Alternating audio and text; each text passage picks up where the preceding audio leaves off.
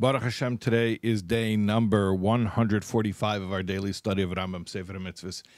In the 3 chapters a day of Mishnah Torah, we are still in Hilchas Shemitah. That's the 7th year, the sabbatical year.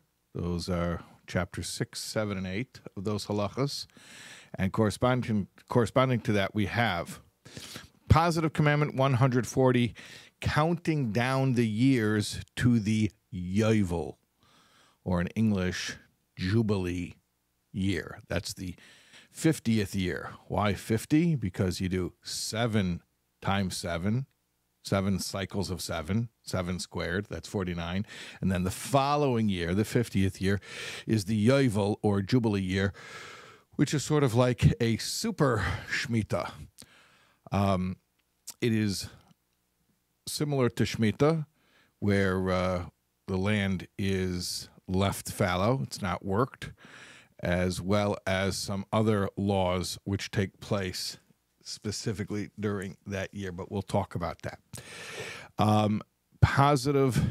So this commandment was counting down, meaning keeping track of the number of the year. What year is it? How many years of how many cycles, so that you can keep track, know when it's the 50th year. All right. Sort of similar to a mitzvah that we do every year that also is counting 7 sevens until we get to 50. Sefer Omer. Yeah, very good. Okay. Positive Commandment 136, sanctifying the Yovel, or Jubilee year. How do we sanctify it? We sanctify it, meaning how do we make it holy? By abstaining from agricultural work. That's what we mentioned, meaning that we let the land lie fallow.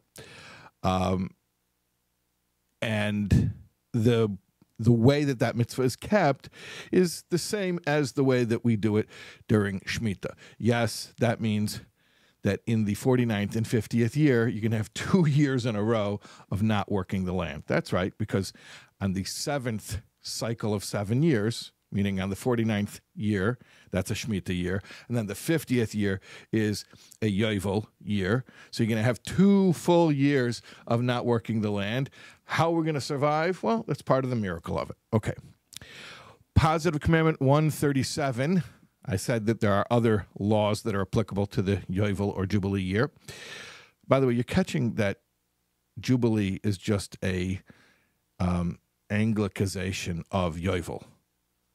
I don't know the rules, how these biblical transliterations work, but the Yud becomes a J and the Vase becomes a B. But that's, Yovel is Jubilee. Jubilee is an attempted Anglicization of a biblical Hebrew word. Now you know.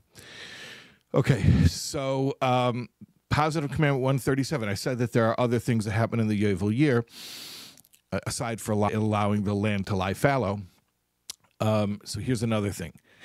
They sound the shofar to announce, and they do this on the 10th of Tishrei, otherwise known as Yom Kippur, to announce the emancipation of all the Hebrew slaves.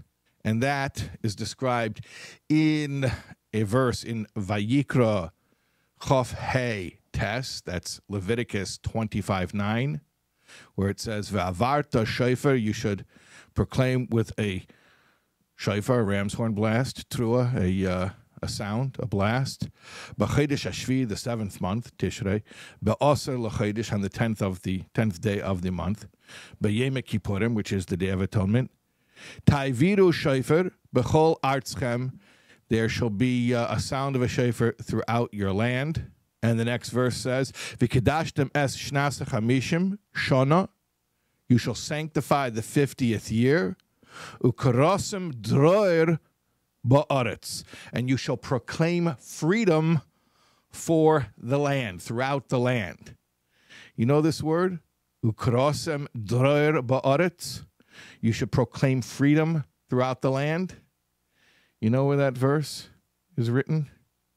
I mean, it's written in every Chumash. But do you know what significant historical artifact in Philadelphia has that verse written on it? You should proclaim freedom in the land. I'll give you one more guess. You're right. It's the Liberty Bell. Okay. Negative Commandment 224. The prohibition against planting crops during the Yovel or Jubilee year. Negative Commandment 225. The prohibition against harvesting field crops during the Yovel or Jubilee year. Negative Commandment 226. The prohibition against harvesting fruit from the orchards during the Yovel or Jubilee year. Those are our mitzvahs today. We will see you for more Shemitah-related mitzvahs tomorrow, God willing.